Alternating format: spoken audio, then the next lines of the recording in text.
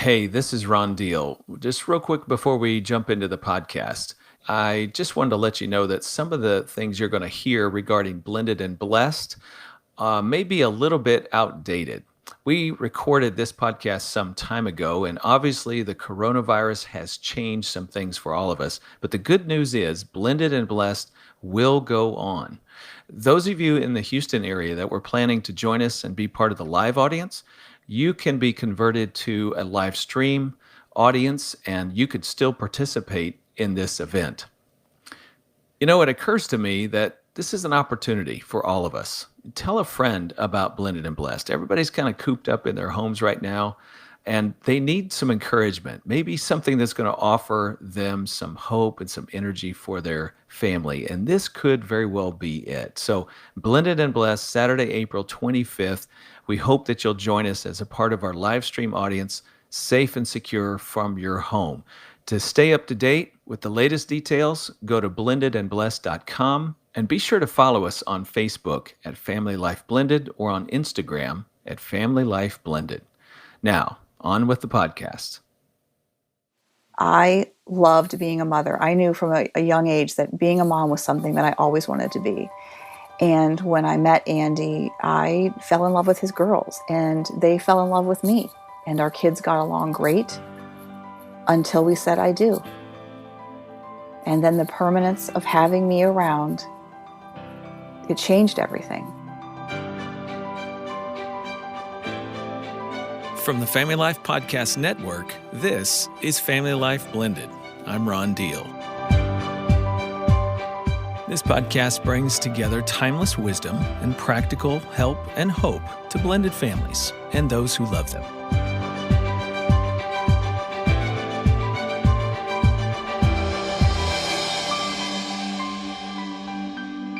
Now, if you're listening to this podcast within days of release, it's not too late.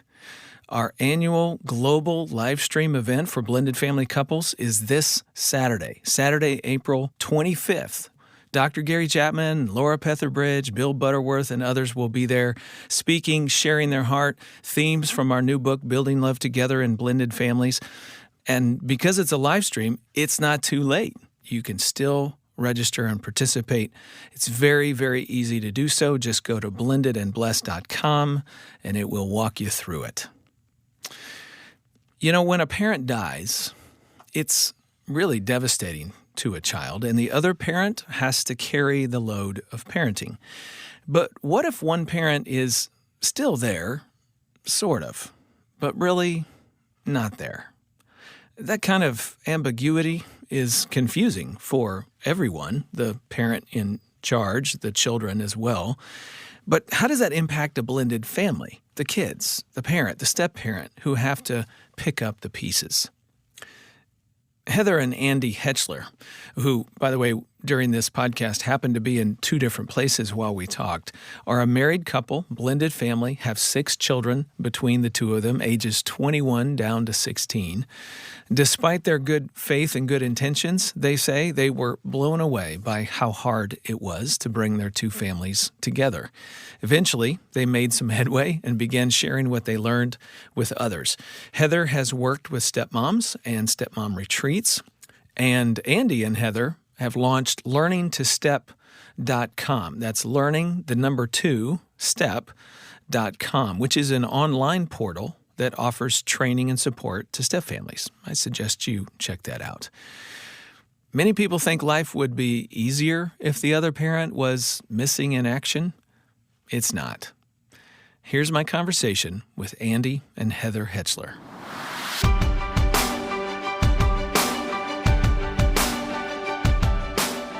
A lot of people find the relationship with former spouses awkward, sometimes challenging, trying to work out co-parenting relationship and how do we, help kids move between homes and different styles and those sorts of things.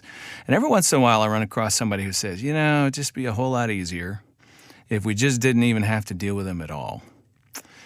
Well, I think maybe you guys have a different perspective about that. You do have a co-parent relationship, Heather, with your former spouse, but I think maybe you guys wish you had more of a co-parent relationship with Andy's former spouse. Tell me about that. Yeah, I would say, Rod, that we definitely have the tale of two cities, so to speak, with all of that. So in Heather's situation, her ex-spouse was able to buy a house in our subdivision and live just 2 blocks down the street. And I think in that situation, we have a pretty good co-parenting relationship with the three of us, and that kids feel pretty, I'll say, okay. It's never a great situation, but an okay situation for them to move pretty seamlessly between two homes, and we're all very flexible in that situation. On my ex side of things, she has not been involved in my two daughters' lives for, over a 10-year period of time. And so that has led to a lot of challenges and contrasting that ends up happening in all of that. And yeah, there's been some, I'll say, heartache in my children, the two that I brought into the relationship because of that. From the outside, it appears as if you got it easier because she's really not involved in the kids' lives. That's not really the case, is it? No, I would say that we don't have it easier, we have it different. Because I believe that the other parent, she lives and breathes in her daughters. Even though she's not physically present, she is inside of them. She is a part of them. And like you say, whatever happens in the other home ends up in your home. So when there's nothing happening in the other home, we don't know where mom is, that ends up in your home too. And her absence creates a huge hole. And I think for me, I loved being a mother. I knew from a young age that being a mom was something that I always wanted to be. And when I met Andy, I fell in love with his girls, and they fell in love with me. And our kids got along great until we said I do. And then the permanence of having me around, it changed everything. And I think it was hard for them to have me when they wanted their mother. And it was very hard for my biological children to share me. And something that really surprised me that I did not realize going into it was I really struggled with the fact that I physically spent more time with my stepchildren than my biological children. Yeah, because they were with you all the time. They were not going to their mom's house because she was disengaged from their life, right? Absolutely. And so you're with your stepchildren practically 24/7? Yes. And yeah, your kids have to share you with them. And I imagine that was even challenging. At some point, your kids may have picked up that Andy's kids weren't necessarily happy about having you in their life. So here your kids are having to share you with people who are not thrilled about you being in the picture, and that put some guilt on your heart and some challenge into your kid's heart. I imagine that just went in a lot of different negative directions. It was something that I don't think either Andy and I were prepared for, and I don't think the kids were prepared for. I think, we dealt with a lot of grief before we got married. We grieved the loss of our first marriages. We worked through things, and I don't think we realized that there is new grief that happens when you blend two families. And the grieving of not being with my kids and being with my stepdaughters, who it wasn't necessarily me that I realized they didn't want around. It was the idea that if she's here, my mom's not here. And it caused some division between the kids because you're right, they saw sometimes some outbursts or some mistreatment from their perspective, and they were protective of their mother. Sure. And so 6 children who played together in youth group at church, 6 kids who played in the backyard and did all these fun things that once we were married and living together kind of went to separate corners.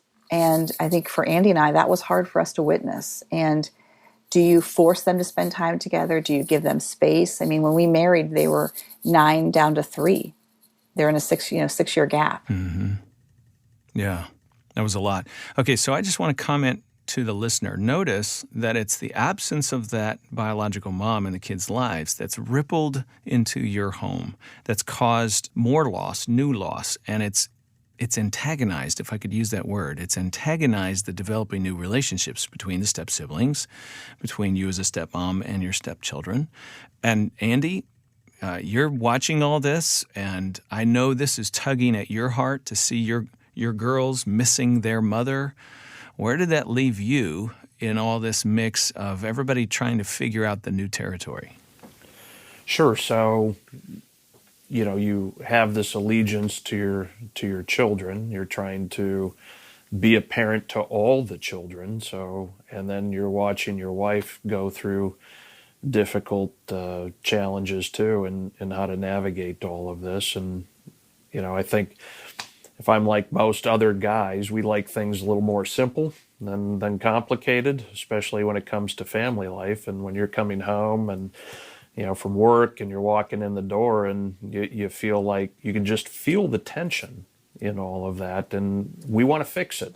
How do you fix it? Well, some of these things are not fixable, in that you can help to navigate, you can help to listen, you can come up with new ideas of things to try. One example that we saw with holidays, for example, that would tend to bring out a lot of this. So you'd have the day-to-day going back and forth, and kids would see kids moving back and forth between two homes. Others, that would bring a loss of sadness, but certainly the holiday season would kick a lot of this off to a much higher degree. And one of the things was Mother's Day, for example. How do you handle Mother's Day in the house? And we had to get creative in how we wanted to help navigate it. We never fixed it, we never solved it, but one of the things we did try and do for our house was to create Daughter's Day. And so really to put the attention on all the women in the house and to try and point the thinking in a different direction was one of the things that we tried to do. Yeah, was that helpful? I mean, that's kind of a elephant in the room. We're going to find a different way of doing this, take the focus off of Mother and Mother's Day and put it on Daughters and Daughter's Day. And so it's a little bit of a redirect, and I'm sure that gained you something, but maybe didn't solve everything, yes? No, there was still very much that underlying sadness, I would say, in all of that. And then, to a certain degree, as much as you don't want to see that in any of your children, a little bit of competitiveness that can sometimes start to form because, okay, well, that's really my mom and that's really not your mom. And, certainly when you do this at a much younger age like we did, those were just some natural tendencies of younger children anyway. So, certainly those lines started to come through in some of those conversations, and trying to help kids navigate through that was challenging. Yeah. I want to come back to, a little bit later, we'll come back to this idea of what do you do as a parent in this situation when there is a biological parent who is essentially M.I.A, and what are some of the things you can do? I do think, though, it's creative what you guys tried to do with Mother's Day. You're finding a way around it. That's helpful. So we'll come back to that. I promise the listener we'll get really practical here in just a minute. Before we do that, I wanted to just make a quick comment. You were talking, Andy, about fixing, and how do you do that? And let's just say the obvious right up front. The ultimate fix is for the M.I.A. biological parent to come back into the picture, to re-engage with their children. Now, if you happen to be listening right now and you're going, that's me, no condemnation. But it's time for you to come back into the story and pick up your role. I do think sometimes people think, well, I've been away so long, it would just make it worse if I came back. Heather, I see you shaking your head. No, you would love for her to come back into the picture. Ron, I pray every night for her. That has kept my heart soft. I pray that those girls will have a relationship someday with their mother. And if I can speak to any parent out there who's maybe thinking I've been away too long or I left and they'll never forgive me, I think that I would be speaking 100% correctly right now if I said if she walked through the door, my daughters would open their arms and welcome her home. Yeah. And I know that. And that doesn't take away from anything I've done or poured into them. I want my girls to have a relationship with their mother. I want them to have a healthy relationship. And that's something that's important to me because I care about them.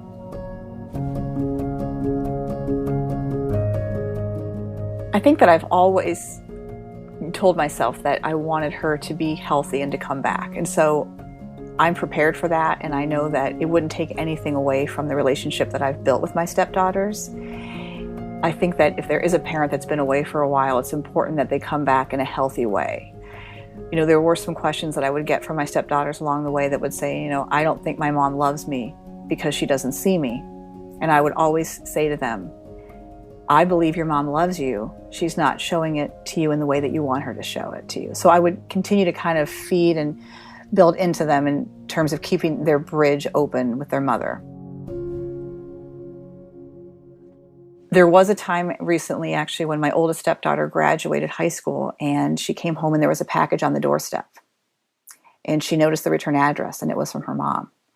And she hadn't seen or spoken to her mom in over 10 years. Wow. And she asked me if I would sit with her, and I would open it with her. And I sat there, and she read the letter to me. She opened, and her mom sent her a necklace.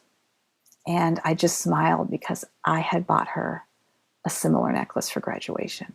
And I had decided in that moment that I wasn't going to give her that gift because I never wanted there to be competition between the two of us. And when she opened the necklace from her mom, I could see some hesitation. And later she came to me and she said, will it hurt your feelings if I wear this necklace? And I said, not at all. I said, I think that's very sweet that you're even asking, but you wear that necklace. As I thought of that, that was one thing she had had in 10 years. And so when I took her to college 2 months later, when I walked out the door, I put that necklace on her pillow with a letter about how I love her and that I encourage her and that there will never be any type of competition between me and her mother. And she sent me a picture, 2 days later, a selfie on the first day of school, and she was wearing both necklaces. And I can only imagine what a child is thinking sometimes, trying to wrestle with those things about, if I love my mom, will I hurt my stepmom? If I love my stepmom, will I hurt my mom? And I just wanted her to know that I would encourage a healthy relationship with her mom.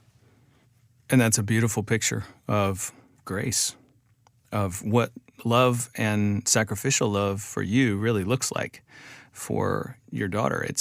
It's giving her the freedom to be connected to each in whatever way that is. Now, this is a beautiful picture, her wearing both necklaces to me. It's a metaphor of what children are experiencing. Whether real or imagined, they have a relationship with this missing parent. And that person is still in their heart, in their life, sort of. But at the same time, she's got a real relationship with you, and so she literally carries, or in this case, wears, each of you in your own unique way in her heart, in her life. And it's never healthy to fan that into a competition. So for you to say there's no competition, your relationship with your mother is as it should be, meaning you can be drawn to her and hope for her, and that's not a threat to me. That's very, very significant in the life of a child. But I want us to just for a minute, Andy and Heather, go into what is the impact emotionally, psychologically, relationally of a child who is wrestling with this sort of ambiguity all along. And when I say ambiguity, let me just explain. My father is 86 years old, and he is declining emotionally and mentally, and is now in an assisted care facility. And every time I see him or talk to him, I get a sense he's losing more and more memory. He's not connecting to things. Sometimes he's there, sometimes he's not there. And at the end of the day, a lot of us can relate to that. We have our aging parent, but we don't have our aging parent. That's what we call ambiguous loss.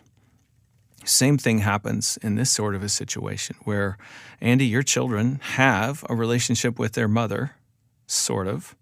It's an ambiguous loss. They have her, but they don't have her. Like physically, she still exists, but relationally and from a dependability standpoint, they cannot rely on her. So it's have and not have all at the same time, which means you don't really know what you have, right? It leaves you in this place of not knowing. And every time there's a hope for a connection or there's a promise that is not fulfilled, well, there's just more loss and more sadness and more dealing with reality. And it is difficult. How do you talk with your kids? I'm curious that from both of you. Andy, let's start with you. How have you spoken with your girls through the years about this experience? Tried to put words on it? Like, what have the conversations been? Yeah, so a couple of things come to mind around those points. And as you're further along into this, you got to rewind the tape and think through some of those moments. And one that jumped out for me is, so again, going back to this tale of two cities, the dynamic between the two homes and the way that kids move seamlessly between two homes. And my two biological kids saw that their dad bought a house in the subdivision. And so, ironically, about a year later after that, the house very next to us went up for sale. The sign goes in the front yard. And the kids were younger then, but my youngest daughter at the time specifically said, I can't wait until my mom buys that house.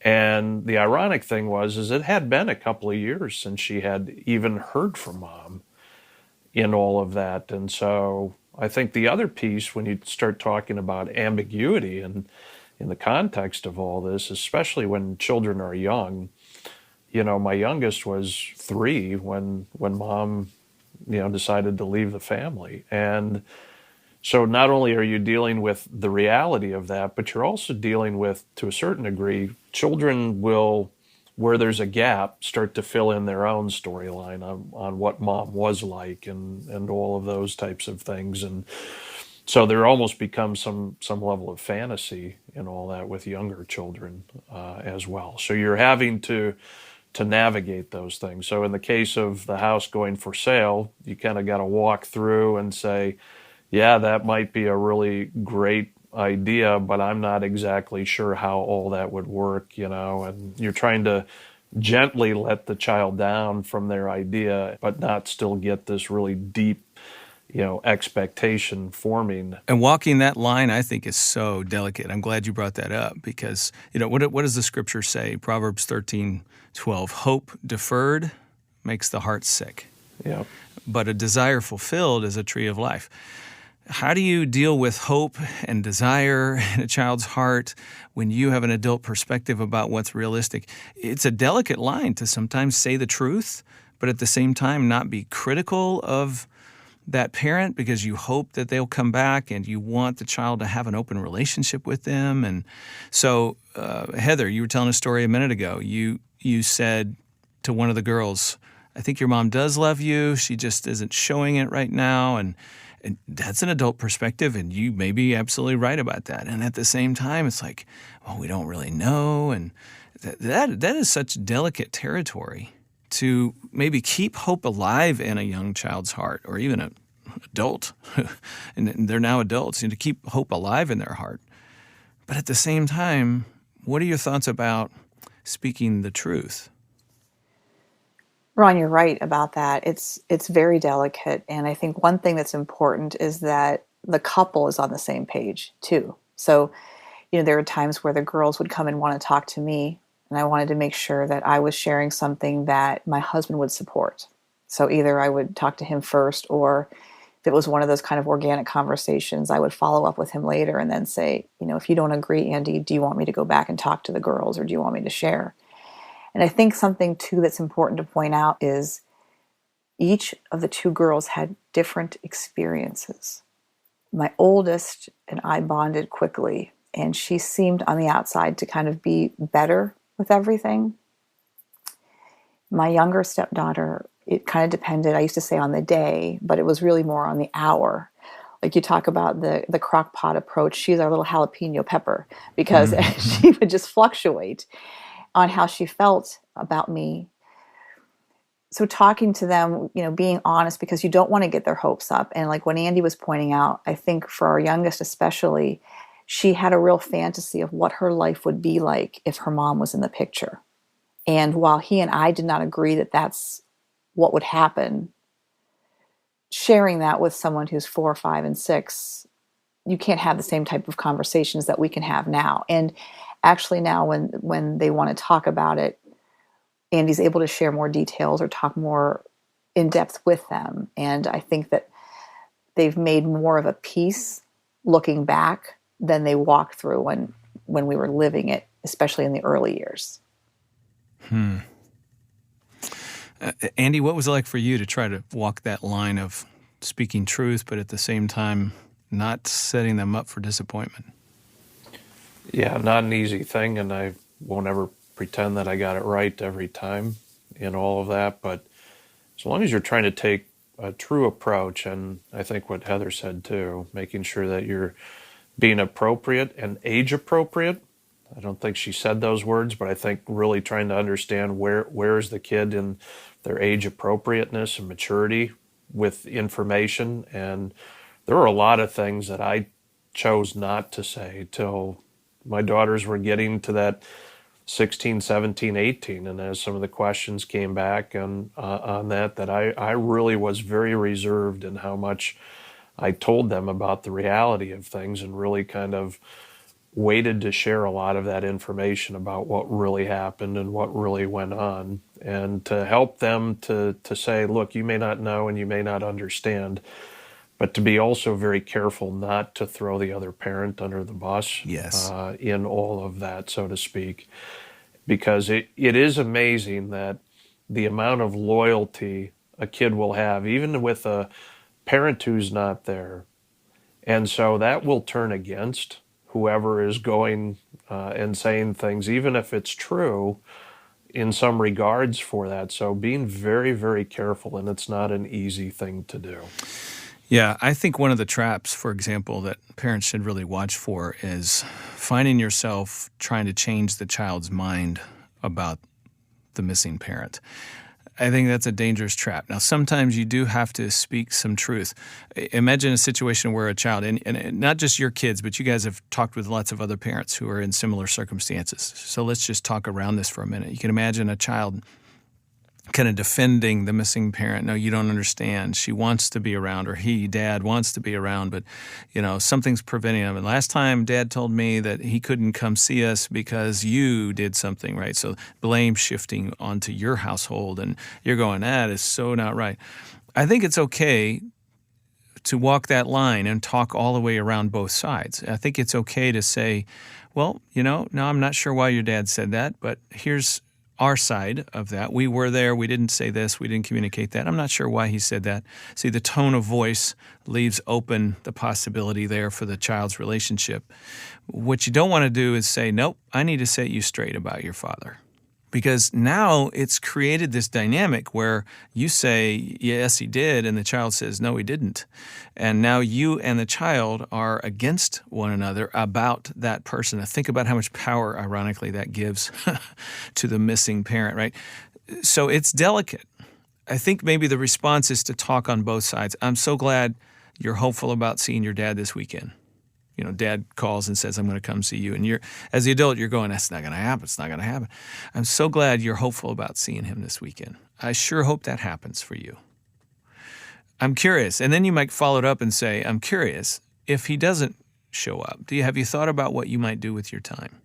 Again, you're not trying to sway them or deflect or convince them. I think you're just trying to help them deal with some of the realities of that.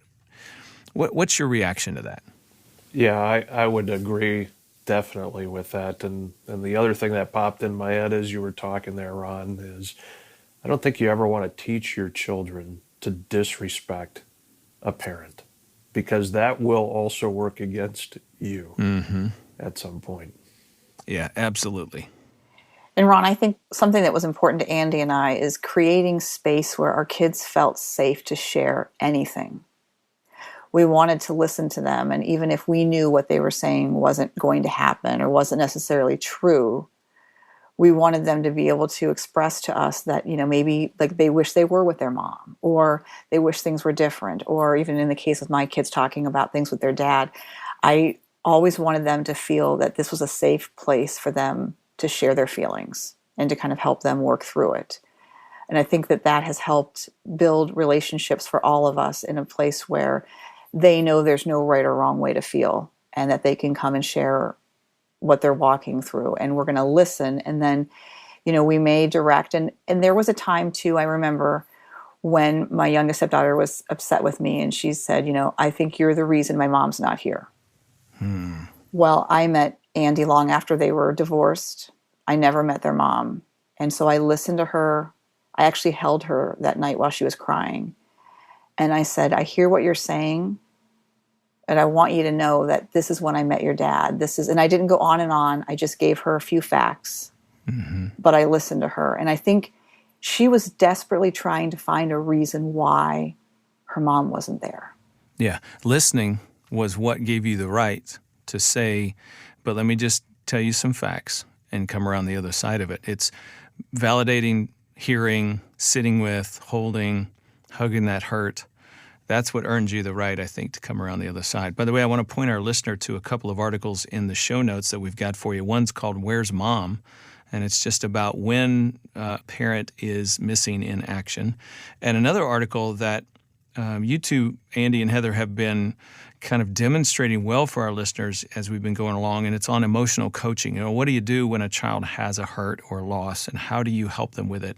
And that sitting and listening and holding and validating their emotions and letting them know that that's not a threat to you, the fact that they have some thoughts or feelings about this, and helping them put words on those emotions. Those are some things, that article on emotional coaching, that I think will be really helpful.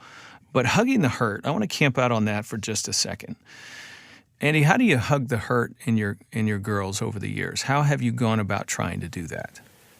Well, I think trying to listen, and I've had to probably slow myself down a little bit at times too, because I tend to want to solve problems and not watch my children in pain in all of that. So, oh, well, here's what we can do, or, have you thought about this, or that type of thing. And so I think as a natural problem solver type personality, being more patient in all of that. I think the other thing that I've learned too is those moments where you can do those things come very unexpectedly.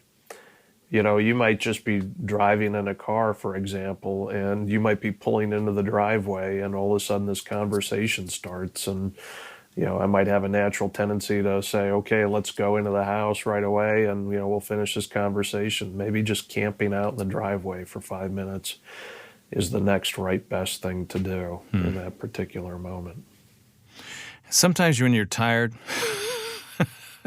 as a parent, as an adult, you've worked all day, you're spent, and then that conversation happens in the car. It really takes prayer.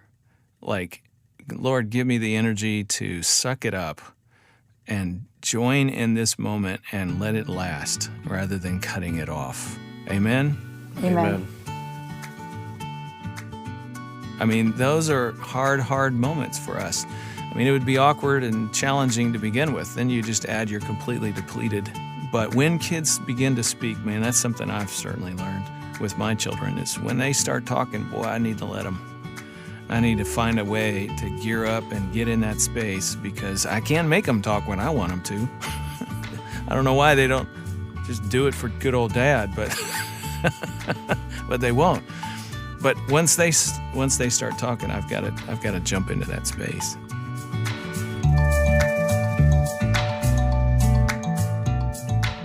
Let me make a quick little observation, and I'm curious, Heather and Andy, what you guys have seen in your household and others. I think one of the things that happens for children when there's a parent that's missing in their life is the way it gets internalized. To some degree, they don't feel loved. Heather, you told the story about one of the girls saying, I'm not sure my mom loves me.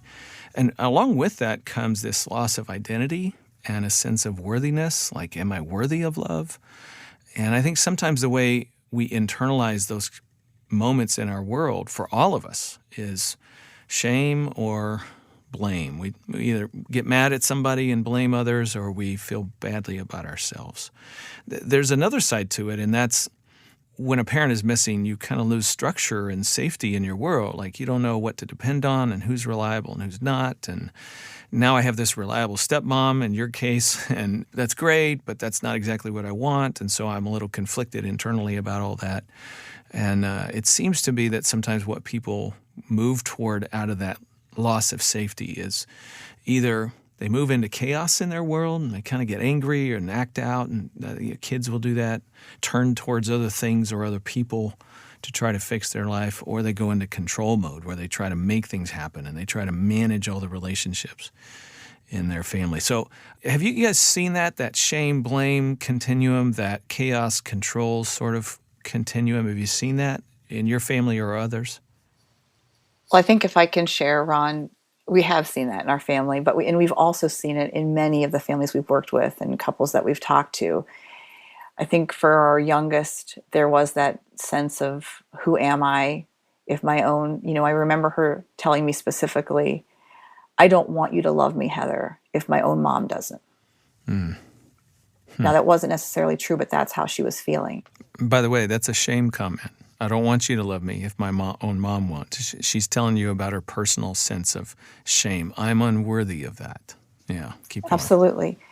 And I came to understand that by listening to her.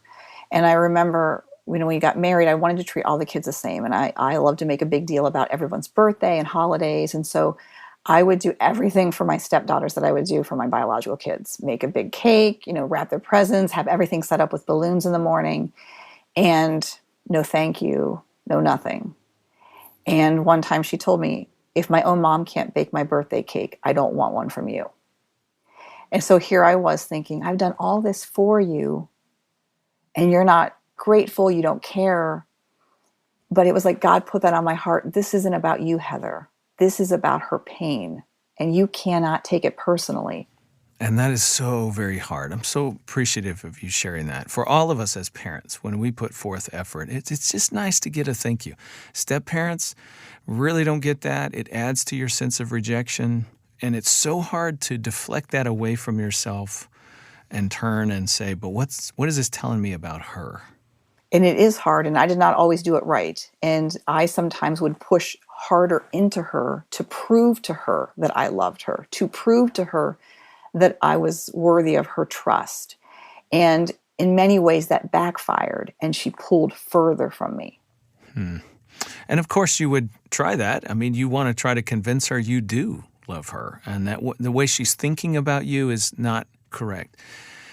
But this is so good because that's not the problem. It's not about how she's thinking about you. It's how she's thinking about herself. Yeah. And I had to come to a point where I am going to do these things for her because I love my husband, because she is his daughter. And that completely changed how I felt. And it's interesting how that impacted my feelings. Before, I was doing it to earn her trust, to earn her love, to prove to her that I was a great mother. And when I shifted my thoughts to saying, my identity as a stepmom isn't dependent on whether she thanks me, I'm going to love her because I love my husband and because I made a vow before God. That's a great shift. And I would just add, that may not be where you end up, but that is the first step to how you deal with that difficult situation. It's a way to keep your motivation alive while you're hoping for more eventually down the road. Andy, were you going to say something? Yeah, I think what I've heard said in the past, and I think you've used this example in the past too, Ron, is how do you learn how to hug a porcupine? Very carefully.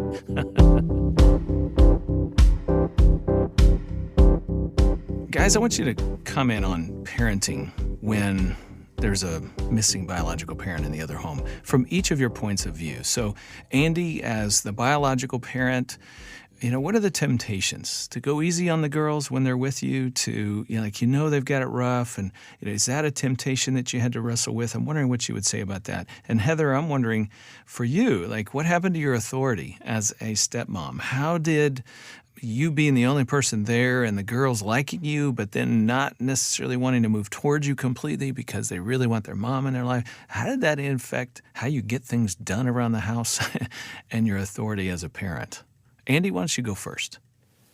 Sure. So a couple of things that are jumping out at me, right? So in our case where, I have full custody full time and other kids were moving back and forth, here's an interesting dynamic that would happen. So if the kids would move over to their dad's house and they go out and go to a movie or what have you, then come back and talk about that experience, there'd be a switch that would kind of sometimes go off in my head and go, well, should I have taken the two girls to a movie on my end? Should I only do that when I've got all 6 kids, as part of our troop, and go out and do that? So I had to sometimes catch myself about trying to make things overly fair in all of that. And so that was a dynamic that I had to wrestle in myself and try and find a right balance in some of those things. So I would say you always want to try and find this balance where you can spend quality time with your kids, but maybe don't always get into this trying to do everything even type approach. Yeah, I can see how that would be a temptation. You don't want your kids missing out. Exactly. Yeah. Heather, how about you? How did it affect your role as a stepmom? So for me, Ron, I think what surprised me the most was I felt as if I had all the responsibility of being the mother, but not all the authority. And I understand that that's part of the step-parenting role. But that was difficult for me sometimes, and I didn't have that inherent trust. So with my biological kids, I would set expectations. They had a different level of respect and trust of me, which wasn't the same with my stepkids, which makes sense. But because, I stepped into that role really wanting to love on the girls and make all the kids feel as if we were one family, and to get the pushback was very difficult. And I think it also kind of leaked into our marriage, because there were times where I wanted certain things that I think just weren't possible at the early stages. And one thing that Andy and I did, and we had a lot of closed door conversations, we ended up setting up some kind of family contract. We had expectations about chores, treatment, lying, things like that. And then we put consequences. So if he was at work, if he was traveling for a week, and let's say one of my stepdaughters broke a family rule, it wasn't like, oh, Heather's so mean, she's making me do this, or Heather's so this. It's, oh, we all agree that this is the consequence for not doing a chore, or this is the consequence. At that point, you're standing in for Dad. You're an extension of Dad, but you're not having to stand on your own 2 feet, which was fragile at that time with the girls. Absolutely. And I think one of the things, and I hope that we both have learned and blessed each other a lot through this, but I remember a moment where my younger stepdaughter was saying some words to me, and Andy was in the kitchen, and I was extremely hurt with the way she was talking to me. And he stopped and said, "That is my wife. You will not talk to her that way." And what did that do for you in that moment? It made me feel so completely supported and understood, that he recognized the dynamic that was going on. And it wasn't like, she's your stepmom, you better love her or treat her well. It was like, we're taking the step out of it. I'm having you look at her. This is my wife. This is my partner. And I want you to be respectful towards her. Mm-hmm. It was empowering, and it affirmed you as his wife. You were not alone in that moment. Exactly. And I think that that's one of the dangers or consequences, I don't know if I'm using the right words, that can happen in a marriage with a step couple, is that if you don't sometimes think that you're on the same page, or maybe you want your spouse to step in and do something, you can start to believe that they don't care, or that they're not protecting you. But that's not really necessarily their job, that there's just inherent challenges when you become a step parent. Yeah. Okay, Andy, I got to turn to you. In that moment, did you have to find some courage to make that statement? Oh, absolutely. But, I felt like that was the right call in the moment. And again, trying to figure out how you de-escalate quickly some of these situations where you can see the storm brewing, and trying to make it better for everybody. And I think that's the real challenge in a lot of this too, is just this whole thing about where does loyalty happen? And, kids look at it from how is my dad versus that, it's just, it's a tricky landscape when this whole concept of loyalty really starts to kick in. Well, I got to just comment for the listener. I think one of the things that was brilliant about that statement in that moment is, you didn't make a statement about what they should feel, what your daughter should feel. You made a statement about what you feel. In other words, hey, this is my wife and you're going to love her. That's a totally different statement than this is my wife and you're not going to treat her that way. What you're saying is I'm in charge of that relationship and I'm setting a tone for her as my wife, for Heather in this home. I'm not dictating or trying to dictate what you as a child are going to feel about that whole thing. I'm just telling you where the boundaries are about her from my point of view. And I think that's where the power is in that moment. I want to shift gears just for a minute because unique to your family situation, in the midst of all of this, dealing with the missing parent and how it ripples into your home and how you're going to try to walk with the kids over time about that, you got a diagnosis, Heather. In May of 2018, I went in for a regular mammogram and found that I had stage 1 cancer. And then after an MRI to clear that that's all I had, found out that I had 2 more spots of cancer and went through surgery, radiation, and I'm very grateful to say that I'm cancer-free now. But starting on a cancer journey is an emotional journey that I had never, I was not prepared for. And it has changed me. It has humbled me. As much as I felt like being a step parent had drawn me to live every day on prayer and with Jesus, going through cancer is something that you cannot control at all. Changed me. It changed a lot of my perspectives. I think it drew Andy and I closer. It takes away a lot of the clutter. I think it's actually helped me to be a better wife and step parent. I was actually just sharing this with Andy. I remember when we would, in the middle of, I'd say those couple of first years were probably our roughest. And I could remember going on date nights and seeing young couples and saying, oh, they've got butterflies in their stomachs and I have knots, and oh, young love.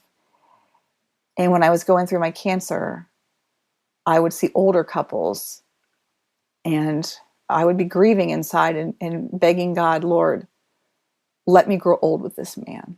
Let me make memories with this man.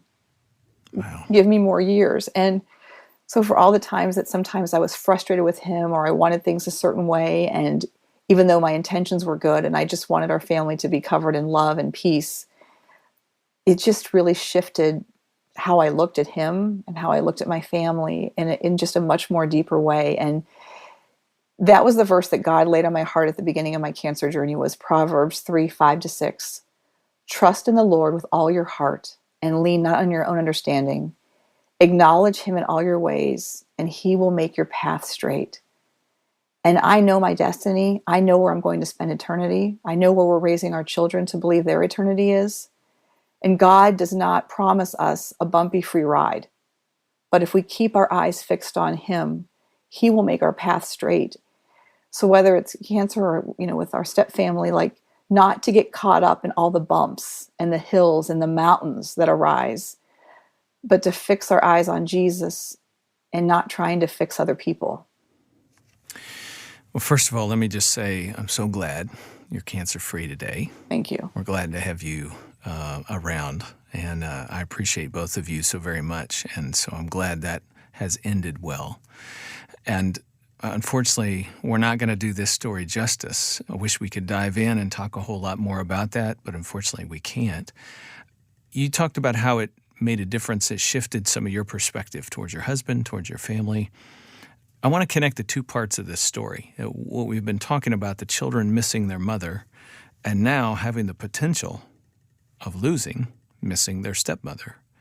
I'm wondering if anything else shifted in the family besides your perspective. Andy, I'm curious, did anything else shift with you, with your girls, with your stepkids, Heather's kids? So I think one of the tie-ins that's similar about these two stories is you learn with cancer that there is no straight line. There's so many left turns, right turns, and all that. And I think that's the similarity with step-family life. You hope for certain things to happen, but the reality starts to kick in, and it's a lot of turns, a lot of unknowns, a lot of waiting for timing to happen on things, test results to come in. and a lot of uncertainty, and to a certain degree some level of anxiety that kicks in with all of that. And I think that's how those two stories are somewhat similar, in trying to navigate that in wise ways. And I think really just stopping and pausing and leaning on God is really just such an important piece to both of those. Amen. Absolutely. I got to wonder if the girls didn't look at you a little differently going through that. Well, I think any type of illness or other type of potential, additional pressure on certain situations, it does make you pause and inventory and say, what would it be if? And hopefully it does kick in a level of appreciation at some point, but it also brings a lot of additional emotion into these situations as well. And so being cognizant of that, and again, trying to navigate wisely, is the important piece.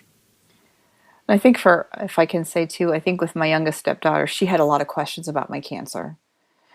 For me, I tried to maintain a very normal life. I didn't want things to change for the kids. I didn't want things to change. So I did everything I normally would do. I tried to keep the schedule the same and really be present, because I believed I would be okay, and I didn't want to put that on the kids. But my younger stepdaughter, I think, felt a lot of guilt. She wasn't responsible for my cancer, but she talked to me about how there were times where she didn't like me. She wanted me to go away. And she felt somehow responsible to some degree, if I can use that wording. And I think in some ways we have drawn closer through all of this, because as much as that push-pull, right, Ron? As much as she didn't always want me in her life, the idea of potentially losing me was difficult. And because she has felt great loss, she understands what great loss feels like. My biological children have not lost a parent or a grandparent. They have not undergone that type of loss before.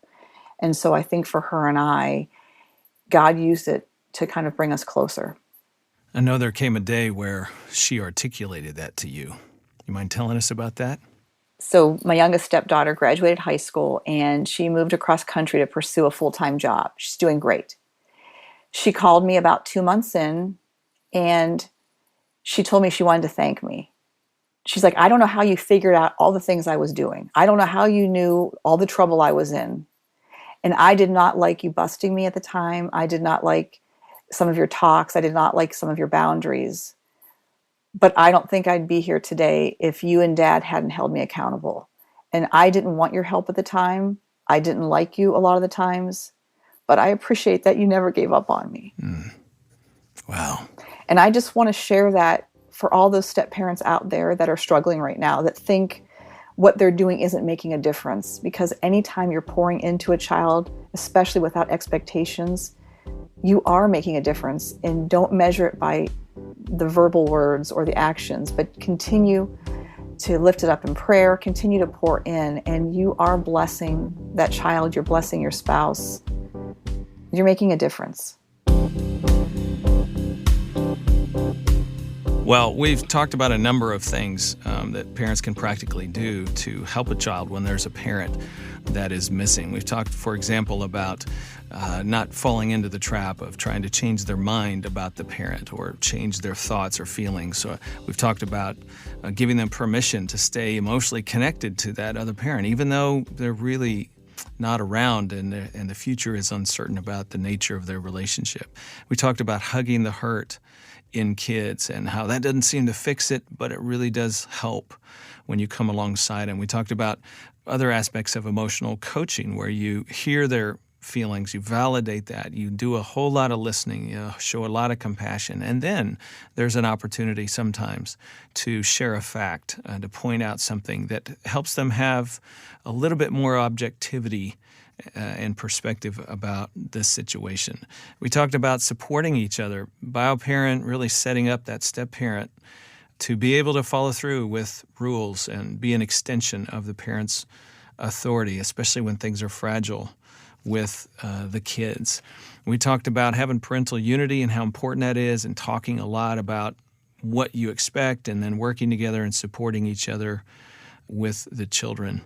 And we talked about creative ways of handling holidays and Mother's Day in particular, your story about that. One thing that we really haven't talked a little bit about is the role of grandparents or step-grandparents in a situation like this. I imagine they can help fill some gaps when that other biological parent is uninvolved. I'm wondering what thoughts you guys might have about them. You've been listening to my conversation with Andy and Heather Hetchler. I'm Ron Deal, and this is Family Life Blended. You'll hear Heather's response to that question in just a minute. As I talked with the Hetchlers, you may have noticed a theme about how to best help a child who has an absent parent. It's managing yourself. In the face of an emotional child, that gives blame that you don't deserve and disrespect and a lack of appreciation for all you do, what is needed most is for you to remain calm. What an upset, anxious child needs is a calm, responsive adult. Now, I've completely lost it when dealing with my kids, so I know how hard this is. You'll blow it just like I have at some point. That'll happen. But what do? We get back up and we try again to regulate ourselves, to bring the best of us into the circumstances when our children are upset, when there's difficulty in their lives. Here's what I try to remember. I don't have to be angry just because my child is angry. I don't have to be anxious just because they're anxious or reactive. The fruit of the Spirit, the one called self-control, is really, really helpful when there are circumstances in your child's life that you can't control. No, we can't control the externals, but we can strive to control ourselves. Then you can listen and affirm a child's emotions. Then you can not take their comments personally. Then you can see beneath their anger to the hurt and sadness that's underneath.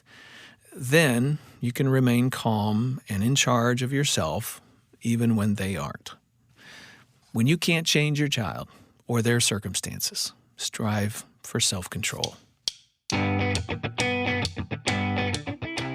If you'd like more information about my guests, you'll find it in the show notes, or you can just simply check it out at the Family Life Blended podcast page at familylife.com/podcasts. By the way, your feedback means a lot to me, to the team here. Do me a favor right now, give us a rating or write a review. It encourages our team and it helps other people find the podcast. That's one of the things you can do, is be influencing those around you. Just little simple things. You can share this podcast. You can say something about it on social media, or you can give us a rating and write a review. All of that is really helpful. And if you're listening perhaps for the first time, subscribe. We would invite you to do that on Apple Podcasts, Stitcher, or wherever you get your podcasts.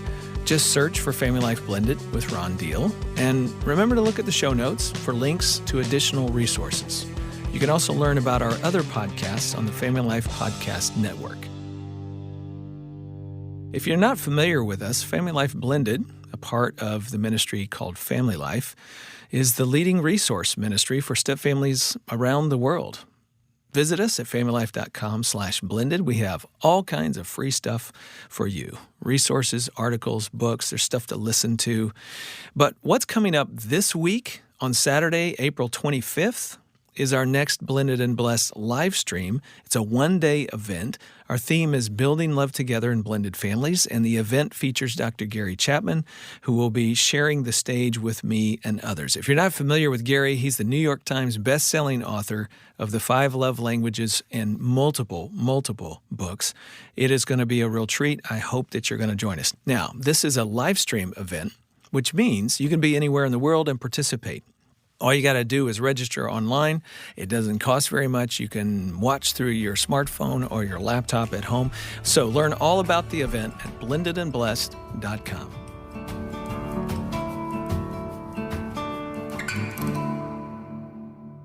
One thing that we really haven't talked a little bit about is the role of grandparents or step-grandparents in a situation like this. I'm wondering what thoughts you guys might have about them. So Ron, I think with grandparents, we have to recognize too that there's a lot of grieving that they go through when their child goes through a divorce or they lose their partner to death. And they want to jump in and help. And I think if I could give grandparents listening any advice is to recognize that your son or daughter, if they married someone with children, those children are now their children. And a way to bless your son or daughter is to treat all of his or her new children the same. You may not feel the same, and you may feel a lot of guilt or stress over maybe what your biological grandchildren have gone through, especially if your biological grandkids are the one who have a parent that's missing in action. But to recognize that there are other grandkids in the house, and they will notice a difference if there's a different treatment in terms of gift giving or time spent. And it's not about how you feel towards the kids, but you can bless your son or daughter by recognizing that they now have additional children and to treat them the same. That's good. That's good. Andy, do you have any thoughts?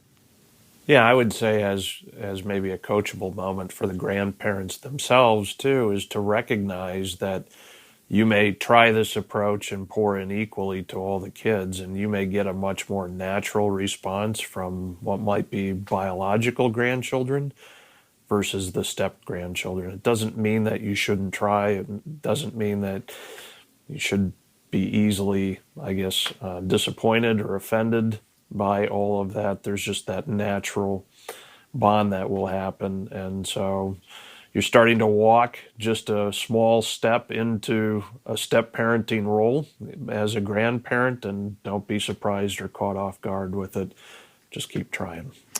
That's good. And I'm just going to say a word to, if you're the grandparent and it's your adult child who is M.I.A., who is missing in action, I think there's a great temptation that you would want to try to fix it all for your grandchildren, that you would want to try to cover all those bases, and you certainly can be involved, and you can be involved to a large degree. Hey, grandparents are supposed to spoil their grandkids. Just don't do it excessively. Just don't become boundaryless. Sometimes that temptation is there because you feel guilty for what your child has done to your grandchildren. No, just be a regular grandparent and spoil them a little bit. Next time, we'll hear from author and sex therapist Dr. Julie Slattery about the challenges of sex for couples in subsequent marriages.